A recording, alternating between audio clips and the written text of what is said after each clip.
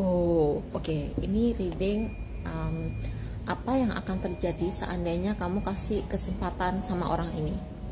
Oke, ini buat teman aku sih. Teman aku sedang menghadapi sesuatu yang mirip seperti ini dan aku bikin reading ini untuk dia. Tapi ini untuk semua orang sih. Ini bukan cuma untuk dia, tapi aku dalam bayangan aku tuh aku mikirin situasinya dia. Jadi teman aku itu sedang berpikir apakah dia sebaiknya memberikan kesempatan ke orang ini.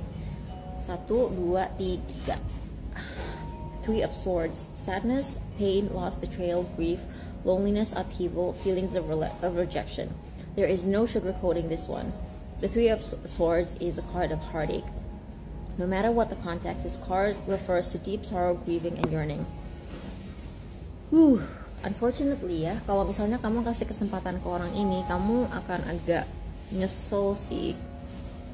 Oke, kenapa kamu bakal nyesel? Kenapa kamu bakal sakit hati atau patah hati kalau kamu kasih kesempatan ke orang ini? Four of Cups. Karena kamu akan tidak puas. Kamu tidak akan puas. Kenapa kamu tidak puas? Ace of Coins.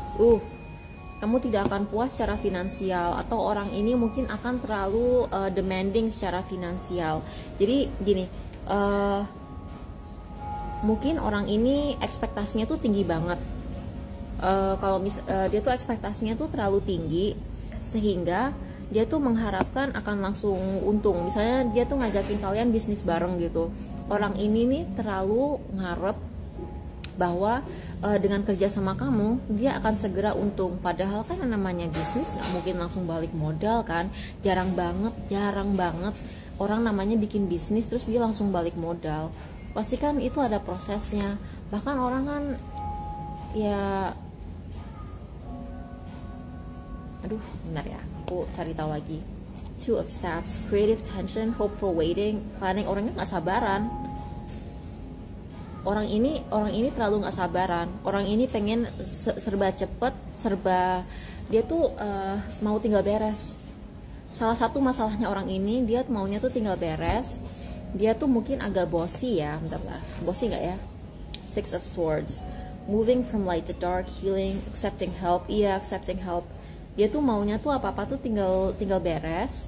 Dia tuh maunya tuh apa-apa tinggal serba instan gitu kan. Dan gawatnya lagi, aku ngerasa orang ini kalau misalnya dia udah bayar, dia tuh tipe orang yang maksudnya gini loh. Kan ada tuh kan orang kalau misalnya udah bayar, dia langsung merasa berhak. Padahal kan ya emang sih customer itu raja gitu kan, tapi kan customer juga harus ada empatinya, ada compassionnya gitu. Enggak semua orang yang dalam pengalaman aku yang udah bayar itu tetap mau melaksanakan kewajibannya gitu. Kalau misalnya contoh ya, kalau misalnya orang zaman sekarang tuh misalnya dia masukin anaknya ke sekolah, dia merasa oh gue udah bayar SPP, gue di sini customer. Padahal yang namanya sekolah sama situasi bisnis gitu kan, itu kan dua hal yang berbeda. Ketika lu walaupun lu masuk ke sekolah swasta atau lu kursus di tempat swasta, kalaupun lu udah bayar, posisi lu di situ tetap murid gitu. Jadi kayak bukan berarti lu boleh kayak petantang petenteng terus memperlakukan guru lo kayak staff di situ, nggak bisa gitu loh. Itu tetap guru lu gitu. Nah orang ini tipe orang yang kalau misalnya dia udah bayar SPP gitu, dia tuh memperlakukan gurunya itu seperti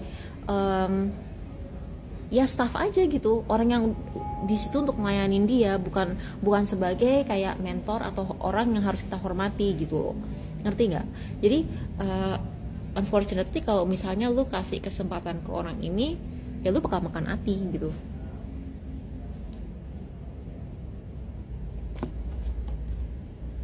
Malik of Coins. Grounded, down to earth, healer, nurture, mature. Iya, lu bakal harus sabar banget. Lu harus sabar banget ngadepin ini orang. Karena selain si Malika of Coins ini, selain meminta lu untuk sabar, untuk tidak cepat makan hati, untuk tahu grounding nggak? Grounding, kamu harus sering grounding. Kamu tuh sama orang ini nih, kamu tuh pikirannya mungkin akan dibikin kalang kabut gitu loh. Kayak kamu tuh tiap hari tuh kayak deg-degan, terus anxious, terus kayak gelisah gitu karena kamu pusing gitu loh ngadepin orang ini. Nah, di sini dimintanya tuh lu tuh harus sabar, lu harus grounding, lu tuh harus kayak apa ya? Kayak gimana ya? Lu harus menstabilkan diri lu sendiri jatuhnya. Lu harus menstabilkan diri lu sendiri, karena kalau lu nggak menstabilkan diri lu sendiri, lu bisa dibikin gila sama nih orang. Tunggu, nih orang masalahnya sebenarnya apa sih? Strength, quiet strength, confident, conquering your fears and anxiety. Dia tuh gini loh. Sebenarnya orang ini bukan orang jahat, ya. Dia cuman kurang ngerti dengan dia tuh kurang ngerti sama industri lu gitu. Misalnya gini.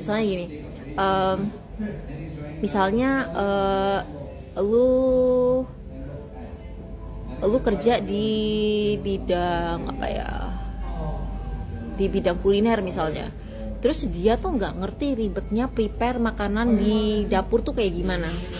Terus kalau misalnya dia nggak dapet makanannya tepat waktu, dia tuh komplainnya tuh cepet banget, men. Itu. Atau misalnya dia tuh nggak ngerti kalau di dunia publishing tuh buku itu perlu promosi. Atau misalnya kalau misalnya di film gitu, dia nggak ngerti bahwa enggak semua orang yang asal cantik itu bisa bisa asal audisi terus bakal di casting untuk peran itu, kan? Ya kan? Kadang-kadang kan ada orang yang ngerasa gue cantik, berarti gue udah pasti udah jamin bakal dapat peran di film itu gitu. Enggak juga gitu. Orang ini nih kayak enggak paham pola pikirnya orang yang ada di industri lu, entah itu industri perfilman, entah itu penerbitan, entah itu percetakan, entah itu F&B. Dia tuh nggak ngerti gitu pola pikirnya, dan dia tuh mau apa-apa cepet. Yang gue tangkep di sini, dia tuh ngarepin semuanya tuh datang tuh dengan cepet gitu. Dia maunya terima beres, terus dia tuh nggak ngerti prosesnya. Dia mau apa-apa tuh serba cepet, serba jadi, serba instan, dan itu yang akan menjadi masalah gitu. Apalagi selain ketidaksabaran dia, apalagi yang bakal jadi masalah? Malik of Swords, independent, objective, truthful, dan dia tuh bakal nitpicky banget gitu loh. Dia tuh bakal terlalu ngorek-ngorek detailnya gitu. Dia tuh nitpicky bahasa Indonesianya apa ya? Dia tuh kayak nyari-nyari kesalahan. Kadang-kadang dia akan mencari-cari kesalahan lu. Jadi selain dia nggak sabaran, dia juga mungkin akan nyari-nyari kesalahan lu. Jadi gue ngerti ini kayak mungkin orang ini potensinya gede gitu ya, tapi dia mungkin akan agak menyulitkan lu gitu. Worth it nggak? Worth it. Oh my god, ini orang nyusahin tapi dia tuh worth it gitu loh. Ini orang kalau misalnya lu kerja sama dia, well deserved victory, leadership, recognition, praise, healthy pride, accomplishment, reward, being seen. Jadi kalau misalnya ini orang ngajakin lu collab, lu content creator dan orang ini ngajakin lu collab, bakal viral. Kalau misalnya orang ini ngajakin lu jualan, itu bakal jadi best seller. Produknya sendiri yang dia tawarkan itu bagus gitu, memang bagus. Cuman lo bakal makan hati gitu. Makan hati karena sebenarnya kepolosan orang ini sendiri. Jadi again, orang ini bukan orang jahat gitu ya. Dia cuma kurang mengerti dengan prosesnya. Jadi mungkin dia akan tidak sabaran, dia nggak paham kalau misalnya ini adalah proses dan lu harus sabar dan ada proses step-stepnya gitu. Mungkin dia tuh mungkin harus lu ajarin. Kayaknya sih advice-nya apa? Eight of Swords. Advice-nya adalah lo harus ngebuka pikiran dia. Lo harus dari awal lo harus ngejelasin, gini ya Mbak atau Mas, di sini kita adalah proses. Kita nggak bisa sukses instan. Begini. Biasanya orang balik modal dalam jangka waktu segini gitu. Jadi aduh gila, ini sebenarnya kalau lo kasih kesempatan orang ini hasilnya bakal positif sih, karena tadi Six of Wands hasilnya. Cuman ya itu, lu bakal selama prosesnya sebelum itu terjadi lu akan makan hati dulu gitu. Jadi terserah lu ya mau orang ini mau lu kasih kesempatan apa enggak gitu. Tapi hasilnya sih ada potensi banget, potensinya sangat-sangat baik, tapi lo juga makan hatinya bakal lumayan gitu. Jadi you decide menurut lo ini worth it atau enggak. Gue cuman bisa ngasih tahu bahwa menurut gua hasilnya worth it, tapi iya hati lu akan berdarah-darah dulu sebelum kesuksesan itu kalian capai bersama. Oke? Jadi begitu, makasih udah nonton, bye.